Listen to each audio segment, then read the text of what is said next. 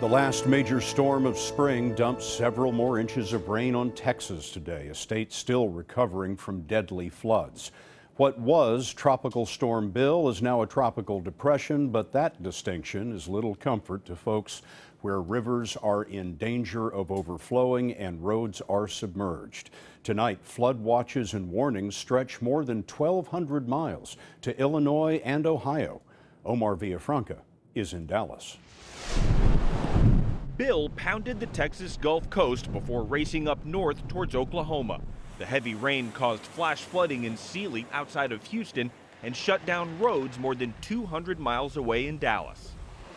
So far, the state has avoided a disaster, but problems could still spill over for 40 million people under flood watches. Before the May rainy season, Texas was in a historic 5-year drought. In October of 2011, 97% of the state was in an extreme drought.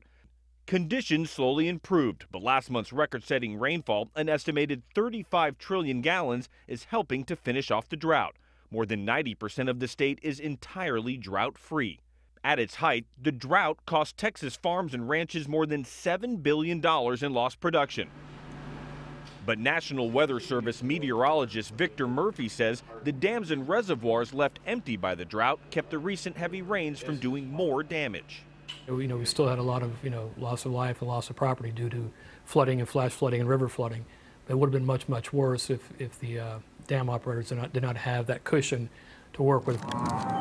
Cattle rancher Missy Bonds, who had to sell off hundreds of heads of cattle to save money, is now happy to see the rain. This rain here is a lifesaver for many ranchers. It could mean we start to see an expansion of our cattle herds again. Texas is in an El Nino year, which means more than normal rainfall. Scott, the state could face the threat of flooding like this all year long.